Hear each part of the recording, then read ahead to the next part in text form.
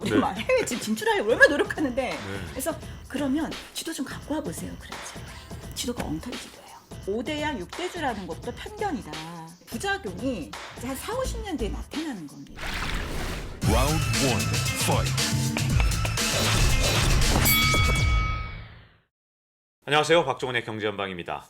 이 최근 들어서 어느 때보다 지도를 볼 기회가 많아진 것 같은데요. 그만큼 지정학적으로 불안한 요인도 많고 알아야 될 것도 많기 때문인 것 같습니다. 자, 그러면 과연 지도를 읽고 활용하는 게 얼마나 중요한지 오늘은 지략자를 모시고 배워볼 텐데요. 부와 권력의 비밀, 지도력의 저자시죠. 경인교육대학교 김희재 교수님 모셨습니다. 안녕하세요. 안녕하세요. 네. 지도력. 이 지도력이라는 게 네. 도대체 어떤 건가요? 뭐 제작된 지도를 잘 보면 지도력 이런 겁니까? 어떤 건가요? 사실은 네. 지리를 여러분들이 좀 오해하시는 측면들이 있는 것 같아요. 그래서 지리가 중요합니다라고 말씀을 드리면 잘 이해를 못하세요. 지구본이나 지도는 구체적으로 우리가 확인할 수 있는 거잖아요. 그래서 네. 이거를 잘 읽고 활용하는 능력을 가진 사람이 탁월한 지도자다, 능력자다. 그걸 좀 기르자, 그 능력을. 그래서 제가 만든 신조어예요, 사실은. 근데 네. 실제로 이 지도의 힘을 갖고 있으면 그게 또 국력이 될 수도 있고 네. 그리고 위기 돌파의 어떤 실증 사례 같은 게 된 적도 정말 많다면서요? 그러게요. 저도 사실 어릴 때 별로 이렇게 지도를 볼 기회가 없었거든요. 근데 제가 지도자 모임에 초청을 많이 받아요. 네. 그래서 기업의 CEO분들이나 어떤 리더분들이 이제 제가 처음 할 때 지도 좋아하세요? 뭐 이렇게 여쭤보거든요.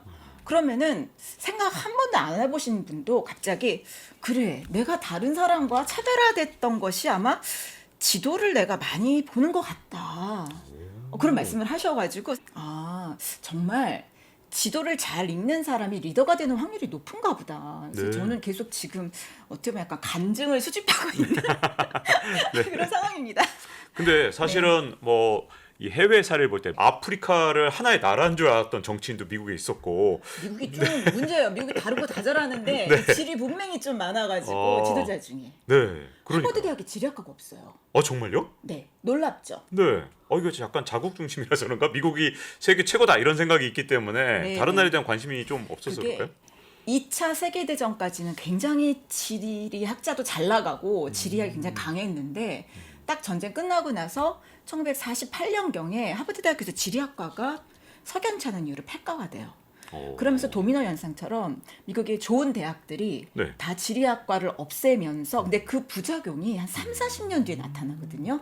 그렇군요. 네, 왜냐하면 그 사람들이 이제 리더가 되잖아요. 네네. 90년대 이제 부시가 대통령이었을 때 막 실수를 너무 많이 하는 거예요. 순방 가서 딴 나라 얘기하고 그래서 네.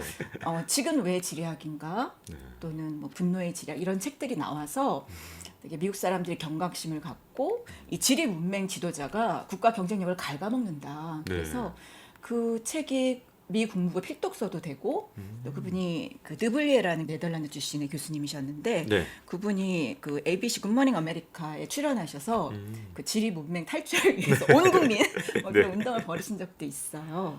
그런데 네. 이 미국이 지금 지리에 대해서 관심을 끊었다는 건 약간 좀 미국의 미래가 과연 어떻게 되느냐 좀 근데 그런 다시 겁니다. 부활했습니다. 그래요? 그래서 오바마 정부 시절에 너무너무 지리가 중요한 과목으로 부상했고요. 네. 특히 2005년에 구글맵 혁명 들어보셨습니까? 그 구글맵이 생기면서 네. 세계 사람들이 이제 취미 활동으로 그 구글맵 돌려보는 거 말이야 한 뿐만 건가요? 아니고요. 네. 그걸로 인해서 미국의 다양한 그 네. IT 산업들이 꼽혔잖아요. 아. 그러니까 그 전에 사실 구글이 압도적 검색 엔진이 아니었습니다. 네. 야후도 있고 뭐 익스플로러도 있고 그랬는데요. 이게 구글이 그 검색어를 수집하잖아요. 근데 검색어를 조사를 해보니까 빅데이터로 4분의 1이 지리와 관련된 거예요. 어디, 무엇, 주소. 그래서 우리가 무료로 디지털 맵을 나눠주면 이 검색 시장을 선점할 수 있겠다. 압도적 추격자에 대해서 판단하고 급하게 그 33인을 불러와서 네. 영입을 해서 구글맵을 만든 게 2005년입니다. 그때 구글이 급성장했고요. 네. 세계에 이 공간 정보 빅데이터를 수집하는 회사로 급격하게 전환했고 실리콘밸리에서 다양한 산업들이 꼽혔습니다. 예를 들면 우버라든지 에어비앤비든지 이런 게 다 주소에 기반해서 공간 정보에 기반해서 제공되는 서비스잖아요. 그래서 그 미국의 실리콘밸리가 급성장하고 이 생태계가 성숙하는데 이 디지털 지도가 엄청나게 큰 영향을 준 겁니다. 야, 그러니까 이 지도의 힘, 지리의 힘을 다시 미국이 정말 확실하게 회복하고 있는 맞습니다. 거네요. 이 세계 역사에서도 네네. 이렇게 지도의 힘, 지리의 힘을 이용해서 강대국이 된 나라들, 이런 나라들 정말 많다면서요? 저는요. 네. 그 세계사를 관통하는 원리 같아요. 과거에 뭐 전쟁을 잘해야 되잖아요. 그러면 지도자의 가장 중요한 덕목은 지도를 잘 읽어서 이겨야 되는 거죠. 지도야말로 땅 따먹기의 기초잖아요. 전쟁에. 네. 그래서 저는 이게 우리가 세계사를 하나의 어떤 키워드로 관통을 한다면 지도력이 강했던 지도자를 가진 나라가 당대 최강국이고 그들이 가장 정확한 최신 지도를 당시에 그릴 수 있었다라고 저는 그거는 세계사의 어떤 기본적인 원칙인 것 같습니다. 그래서 그랬던 건가요? 그래서 루즈벨트 대통령 같은 경우는 네. 대국민 라디오 연설을 할 때 네네. 세계 지도를 보면서 이렇게 자신의 연설을 들을 것을 요청하기도 했다는데 그만큼 지도의 힘, 지리의 힘을 정확하게 알고 있었던 거네요. 네, 근데 이게 고대에는요. 일반 평민들은 지도를 볼 이유도 없고 볼 수도 없었습니다. 그런데 이제 루즈벨트 대통령의 훌륭한 점은 2차 세계대전에 참전하기 전에 사실은 미국이 뭐 이런 다른 나라 이슈에 간섭하지 않겠다라는 원칙을 깨고 무기를 빌려주는 방식으로 해서 이제 네. 2차 세계대전 참전했잖아요. 그때 국민들에게 이 지도를 읽어주면서 그때는 텔레비전이 없었잖아요. 라디오였잖아요. 그러니까 지도를 읽어준 거예요. 지도를 미리 사라 그래서 완판. 며칠 전에 다 지도가 동이 나고 이분이 라디오로 말씀을 하신 거예요. 우리가 왜 전쟁을 해야 되고 앞으로 어떻게 전쟁이 진행될 것이고 일본과 우리가 어떤 지금 그 경쟁 구도이고 우리가 이 전쟁을 이기면 앞으로 우리에게 어떤 미래가 있는지를 제가 그걸 한 2시간 하시는데 제가 그걸 들어봤어요. 라디오 방송을. 네. 남아있거든요. 아카이브에. 근데 이게 완전 세계지리 수업이에요. 그래서 제가 야 전쟁은 최고의 지리교사라고 하는 말이 서양에 있거든요. 이분이 최고의 세계지리 선생님이었구나. 네. 그런 생각을 했고 온 국민에게 지도 읽는 법을 알려주신 거잖아요. 네. 저는 그게 미국이 정말 다양한 뭐 인종과 또 여러 지역의 어떤 다른 그런 어떤 차이가 큰 나라잖아요. 근데 그 루즈벨트 대통령의 그 노변 담화 그거 하나로 마음을 합치고 국민들이 왜 전쟁을 해야 되는지에 대해서 이해하고 정말 힘을 모으서 이길 수 있지 않았을까라는 생각을 합니다. 이 최근에 이제 네. 우리나라 사람들이 갑자기 지도에 관심을 갖게 된 이유를 좀 따져보면 네. 이제 투자에 관심이 없다가 투자를 하게 되고 투자를 하고 나니까 내가 돈을 잃고 따고가 이게 보니까 네네. 지정학을 알아야 되고 지정학의 가장 기본이 지도가 되니까 네네. 사람들이 관심을 갖게 된 것 같거든요. 맞아요. 지도를 알아야지 이제 정말 돈도 보이는 그런 세상이 온 것 같은 느낌이 들어요. 사실은 이전부터 그랬던 것 같아요. 강방청 회장님 아시죠? 네. IMF 때 엄청난 돈 버신 분, 네. 1억을 뭐 100 몇십억으로. 근데 그분이 원조 파이어족 같은 느낌이잖아요. 네, 그렇죠. 파이어죠. 그분이 맞습니다. 완전 파이어. 그분이 그런 말씀하셨어요. 나도 몰랐는데 내가 그 영어를 잘하는 것도 아니고 내가 유학을 갔다 온 것도 아니고 내가 다른 사람보다 뭐가 특별할까? 그래서 본인도 몰랐는데 당신이 이렇게 투자를 잘하게 된 건 초등학교 때부터 봤던 지도였다. 차익과 부도였다. 이런 말씀을 딱 하셨는데 실제로 이분은요. 제일 재미있는 게 지도책. 지금도. 그리고 뭐 존니 대표님도 그렇고 뭐 우리나라의 어떤 금융 멘토라고 하시는 분들 특히 탁월한 CEO 중에 지도를 안 보시는 분이 오히려 없지 않나 생각해 보면 현대 정주영 회장도 영국의 마클레이 은행에 가서 그 배를 만들기 위한 돈을 빌릴 때 이제 거북선 나오는 500원과 함께 지도를 보여주셨다고 하거든요. 네. 그리고 김우중 회장 유명하잖아요. 세계는 넓고 할 일은 많다. 그렇죠. 그 롯데도 그렇고 네. 그분들이 다 공통점이 어릴 때 뭐 신문 배달도 하시고 어떤 세상의 어떤 그 현장을 지도를 보면서 어떻게 하면 빨리 갈 수 있을까를 늘 어떻게 훈련 받았던 그런 10대를 가지고 계시더라고요. 그래서 저는요, 우리 역으로요, 성공한 CEO들을 파보면 그 10대 때 그 지도를 보면서 현장을 뛰었던 그 경험들이 나와요. 그래서 오히려 저는 지도를 안 보는 CEO는 네. 좀 힘든 거 아닌가. 앞으로 미래를 헤쳐나가는데 네. 약간 역으로 그런 생각까지 해봅니다. 역으로 전 이런 생각도 드는데요. 전 네. 어렸을 때 사회과 부도 보는 게 취미였거든요. 그래서 그러니까 이 자리에 와 계신 겁니다.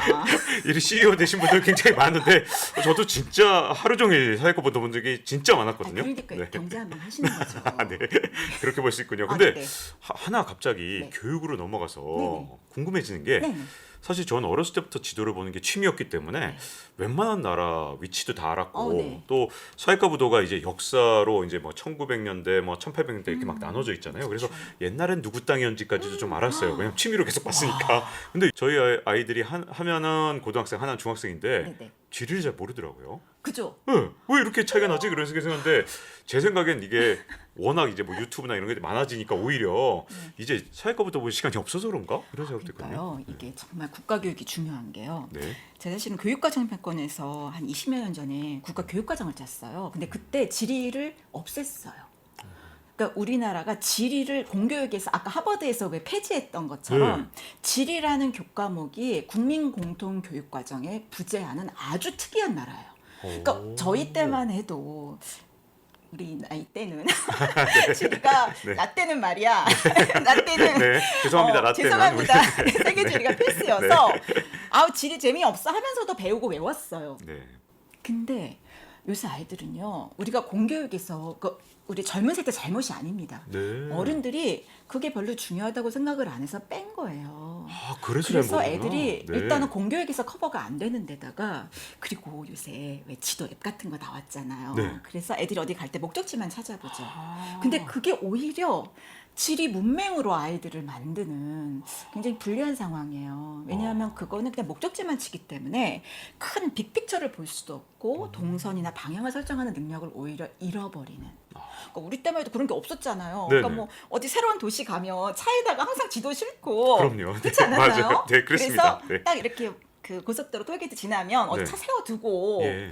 지도 보면서 나 어디 가야 되는지 찾고 음. 대신 우리가 이 지도를 읽고 또 상상하고 또 지도를 해석하고 방향을 설정하고 이런 능력이 사라지면서 우리가 많은 것을 좀 놓치고 있지 않나. 그래서 젊은 세대들에게 우리가 이런 능력을 좀 기를 수 있는 그런 기회를 좀 제공해야 되지 않나 싶어요. 단순히 지도를 못 읽는 서 그치지 않고 그 사람들의 어떤 미래에 어떤 확장성을 막는 그런 부작용이 지금 많이 생기고 있거든요. 아, 이 내비게이션으로 말씀하시니까 네. 바로 이해가는 게 네. 예전에는 지도책 보고 갔기 때문에 한 번만 갔던 곳은 무조건 그 길을 알았어요. 그리고 주변도 이렇게 관찰하시잖아. 여기 네. 뭐가 있었지? 네. 이렇게 랜드마크를 기억하시잖아요. 이제는 10번 가도 모릅니다. 왜냐면 매번 내비게이션 따라가니까. 뿐만 아니에요. 네. 그냥 앱에 의존하다 보니까 주변에 무슨 변화가 있는지 어느 길로 가야 좋은지에 대해서 오히려 이 공간적 사고 어떤 종합적인 판단 능력이 점점 퇴화하고 있는 것 아닌가라는 생각을 해봅니다. 자, 그럼 말씀을 종합해 보면 네. 지도에 네. 국가의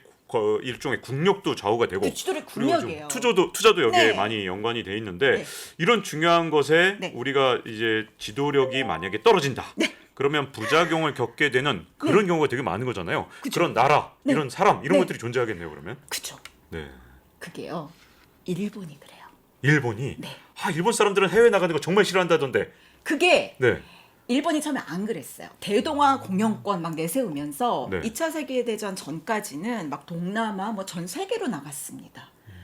근데 미국이요. 메가다 장군이 이제 미국에서 이제 그 히로시마에 원자폭탄 터뜨리고 일본이 항복하고 그 메가다 장군이 처음 일본에 가서 한 여러 가지 정책 중에 하나가 지리 과목을 없앴어요. 네. 네, 역사와 지리를 없애고 메가더 장군이. 네, 사회과 교육이라는 이두저도 아닌 약간 잡탕, 맹탕, 약간 이론만 가르치는 그런 교육을 국가 교육 과정에 들이밉니다. 네. 그러면서 지리 교육이 약화됐고요. 그렇게 쭉 이제 50년대 이후에 이제 부작용이 이제 한 4, 50년대에 나타나는 겁니다. 그래서 요새 일본이 어떤 얘기를 하냐면 잃어버린 지리 교육 40년 이야기를 합니다. 그래서 네. 최근에요, 굉장히 뭐 초등학교나 중고등학교에서 지리를 강화하고요, 막 뭐 이런 다케시마라고 막 독도를 우기는 막 그런 초등학교 교과서까지 발행을 하고 지금 굉장히 지리교육에 신경을 쓰는 게 반성을 한 겁니다. 야, 우리가 제대로 지리를 안 가르치고 그러니까 세계 지도도 안 보고 이 일본의 국력이 쇠퇴하는 데 있어서 이런 부실한 지리교육 영향을 끼쳤다고 간파한 거예요. 네. 저희가 요즘에 지정학을 진짜 많이 다루고 있거든요. 네네. 근데 지정학 전문가분들이 나오시면 꼭 하는 말씀이 무조건 지도를 봐야 된다. 지도를 놓고 지정학을 얘기를 해야지 지도 없이 얘기하면 소용이 없다. 이런 얘기를 말씀하시면 많이 하시는데 혹시 지도를 보면 또 어떤 국가 간의 관계라든가 전망이라든가 이런 것들이 새로운 눈이 좀 더 생기나요? 그렇지 않겠습니까? 근데 저는 거기서 한 발 좀 더 나가고 싶습니다. 네. 그러니까 지도를 보는 것과 읽는 것은 엄청난 차이가 있습니다. 어떻게 되는 거죠? 왜냐하면 네. 우리가 이거 지도 보죠. 네. 지구본 봐요. 네, 그렇죠. 제가 기업체 이제 컨설팅을 요새 많이 해요. 네. 그러면 제가 이제 기업의 전략주를 갖고 오세요. 그러면 맨날 지도 본다고 주장하시는 우리 맨날 지도 봐. 우리 네. 막 해외 지금 진출하려고 얼마나 노력하는데. 네. 그래서 그러면 지도 좀 갖고 와 보세요. 그래요 제가. 지도가 엉터리 지도예요. 엉터리? 19세기 지도. 아. 그러니까 정확한 최신 지도 내지는 그 기업에 필요한 정보를 담은 그런 지도가 아니고 정말 엉터리 지도를 갖고 오세요. 그게 19세기 정보를 가지고 만든 지도인데 어떻게 21세기에 이 복잡하게 진화한 고차 방정식을 풀겠습니까? 그러니까 저는요. 당신의 지도를 보여주세요. 그래요. 박종훈 기자님은 어떤 지도 보세요? 또는 지정학 전문가라고 하시는 분들 중에도 굉장히 그 냉전 시대에 어떤 평면적인 세계 지도에 갇혀 있는 분들이 굉장히 많습니다. 의외로. 그러니까 말로만 뭐 현장 중심, 뭐 새로운 뭐 다자구도 말씀은 하시는데 그분의 지도, 그분이 평소에 인용하시고 활용하시는 지도가 없는 경우도 많고요. 네. 있으신 경우에도 상당히 서구 중심적인 유럽이 굉장히 크게 나오거나 네. 어떤 정확한 자신이 말하고자 하는 그 주제를 표현한 지도가 아니라 좀 엉터리 지도 갖고 오셔가지고 네. 그렇게 말씀하시는 분이 많아요. 네. 그래서 지도를 읽는다는 것은 내가 현재 갖고 있는 지도를 비판적으로 읽을 수 있는 능력을 포함해서 남들이 보지 못하는 어떻게 보면 위기 속에서도 기회를 찾을 수 있는 것이 저는 이 지도를 잘 읽는 사람의 장점이 아닐까 생각합니다. 자, 이게 아마 보시는 분들이 네. 이게 도대체 19세기 지도라니 무슨 말이냐. 지금 내가 보고 있는 건 네. 2022년에 세계 각국의 국경을 그린 그 지도 맞는데 내가 갖고 있는 게 왜 19세기라고 하느냐? 네. 라고 질문하시는 분들이 계실 겁니다. 어떻게 이게 19세기 지도라고 하시는 건지 네. 그 얘기를 좀 해주시죠. 그러면. 자, 일단 여러분들 이 지도 한번 보시겠어요? 우리는 이것이 상당히 정확한 지도라고 믿게 돼요. 왜냐하면 어떤 지형의 높낮이라든지 이런 것들이 잘 표현된 인공위성에서 얻은 데이터를 가지고 만든 지도이기 때문에 이건 정확한 지도일 거라고 믿으시는 분들이 굉장히 많은데 제가 보기에는 이제 왜곡된 지도입니다. 중고등학교 때 이 사회과 부도에 보면 이런 네. 지도 이런 식으로 지도 많이 봤는데요. 어렸을 네. 때부터. 근데 하지만- 이게 잘못됐어요? 네. 네. 이것은 상당히 서구 중심적인 지도 또는 이 고위도 지역이 굉장히 확대된 지도라고 볼 수 있고요. 이런 지도가 우리나라 초등학교 교과서에 오랫동안 나왔습니다. 네. 이런 익숙한 지도시죠, 여러분. 이게 지금 21세기 지도지라고 하시는 분들이 굉장히 많고 그러니까 교과서에도 실렸겠죠. 네. 근데 일단 이 지도 문제 굉장히 많습니다. 아프리카를 비롯한 제3세계 적도 부근에 있는 지역의 면적이 굉장히 축소됐고요. 뿐만 네. 아니라 우리는 유럽을 대륙이라고 가르칩니다. 네. 근데 유럽은 대륙이 아닙니다. 그렇죠. 생각해 보니까 네, 그래서- 반독도 우리 대륙이 아니에요. 그래서 네. 대륙의 신화 Myth of Continent라는 그 책이 나올 정도로 이 세계를 구분하는 방식, 지도를 그리는 방식 자체가 유럽을 특별한 대륙으로, 특별한 지역으로 대접하는 식으로 그동안 우리의 지적 세계가 구성되었다라는 굉장히 어떤 통찰이 담긴 책이 화제가 된 게 벌써 1997년입니다. 네. 그러니까 벌써 20년 그죠? 근데 네. 우리나라 학계에서는 아무도 이런 것을 받아들이지도 않고 저만 주장하고 있는데 저는 이 유럽이 대륙이라는 신화는 좀 벗어나야 되지 않을까 싶은데 여전히 뭐 이런 것이 우리나라 교육계에 있고요. 유럽은 사실 대륙이 아닐 수도 있고요. 유라시아 대륙 또는 아프리카까지 합칠 수도 있고 뭐 우리가 이 5대양 6대주라는 것도 편견이다. 네. 어떤 그런 생각을 좀 했으면 좋겠고요. 자, 이게 우리가 흔히 보는 지도인데 이게 바로 19세기 대영 제국의 지도입니다. 그리고 붉은색으로 표시된 지역이 영국의 식민지예요. 네. 그런데 우리나라 또는 세계 여러 나라 지리 교과서를 보면 어떤 사례를 들 때 이 나라 사례를 주로 듭니다. 예를 들면 호주라든지 뉴질랜드나 캐나다. 네. 하지만 이 나라들은요. 뭐 면적은 좀 넓어 보이지만 인구가 굉장히 적고요. 네. 일단 세계 경제에서 차지하는 비중도 의외로 낮습니다. 네. 그런데 우리는 영국 중심으로 모든 것을 보기 때문에 이런 나라들을 굉장히 가중치를 두고 또 중요하게 생각하고 나머지 지역들은 굉장히 작게 봅니다. 네. 여러분 여기 좀 주목하셔야 될 게 동남아시아 지역입니다. 네. 동남아시아가 굉장히 작게 표현된 지도입니다. 네. 근데 우리가 이 지도를 지금 21세기에도 여전히 사용하고 있기 때문에 동남아가 얼마나 큰지 우리가 이런 것에 대해서 감을 제대로 못 잡고 있어요. 네. 그래서 이런 식으로 지금 계속 보는 겁니다. 우리가 만일 면적에 의해서 세계지도를 본다면 이렇게 보셔야 됩니다. 완전히 아프리카 다르네요. 굉장히 커지고요. 네. 유럽이 대륙이라는 말이 쏙 들어갈 겁니다. 네. 그리고 이 중남미나 동남아시아 지역이 굉장히 크게 보이는. 그러니까 이게 사실은 이런 지도를 봐야 된다고 생각합니다. 이 면적에 근거해서 이게 실제 면적인 네, 이게 거죠? 실제 면적인 것입니다. 그리고 좀 문제가 또 뭐냐면 이제 학자분들이 뭐 제3세계 이런 말씀 많이 하시지 않습니까? 그러면 1세계, 2세계, 3세계인 거잖아요. 제4세계란 말은 없잖아요. 네. 근데 사실은 2세계는 사라졌거든요. 이것은 소비에트 연방 그 사회주의 블록을 말할 때 2세계 그래서 3세계까지 나온 건데 사실은 지금 1세계와 3세계밖에 없습니다. 결국 우리가 세계를 보는 방식은 매우 심플합니다. 즉 선진국가 뭐 개도국 딱 그렇게 그러니까 경제학자분들이 아마 국가를 분류하실 때 선진국가 개도국 이렇게 크게 두 가지로 보시는 경우가 많잖아요. 물론 더 복잡하게 나눌 수도 있지만 네. 근데 가만히 보시면 이 글로벌 노스라고 불리는 이 선진국이요 파란색인데요. 네. 근데 재밌는 게요 호주나 뉴질랜드가 들어가 있어요. 영국식 그 지역 구분이 네. 그대로 지도에 나타나 있는 것입니다. 네.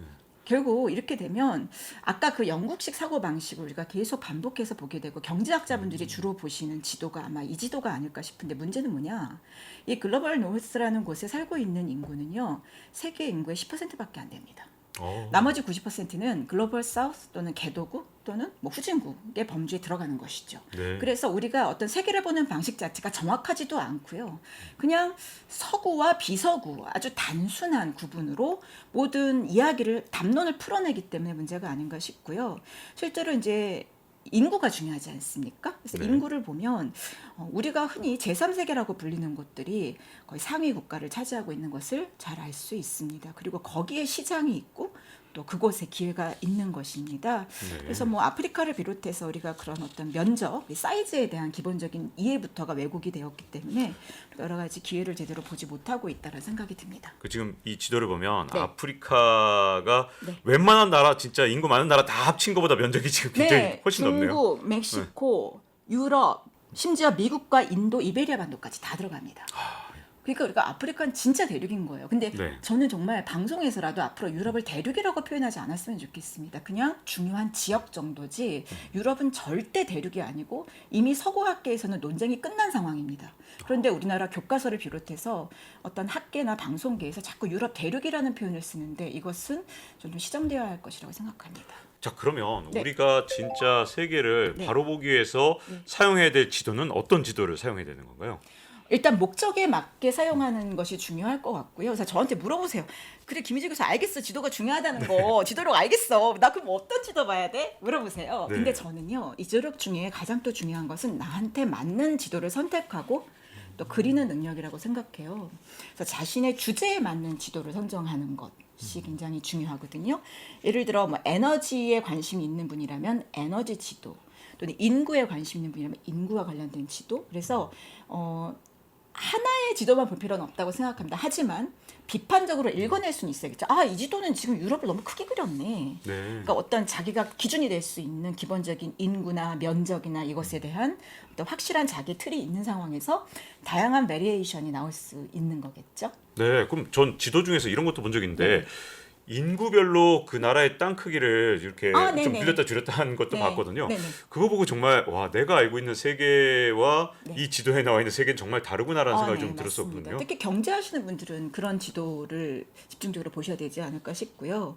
특히 이제 디지털 경제에 들어와서는 스마트폰을 사용할 수 있는 젊은 인구가 많은 곳을 잘 찾아서 그들을 집중 공략하는 것이 빠르게 시장을 선점하는 그런 기회가 되잖아요. 그래서 블리츠 스케일링이라고 하죠. 그래서 구글이나 페이스북 같은 그런 제국이 형성되는 데 있어서 굉장히 중요한 지점들이 인도나 동남아 시장을 선점했던 것이 그러니까 유럽이나 일본보다는 네. 그쪽은 잘 디지털 시대에 적응 안 하잖아요. 뭐, 그렇죠.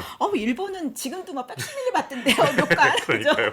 그런 수준. 놀랐습니다. 그러니까 우리가 생각했던 선진국이 아닌 거죠. 시장은 동남아나 아프리카나 중남미에 있는 겁니다.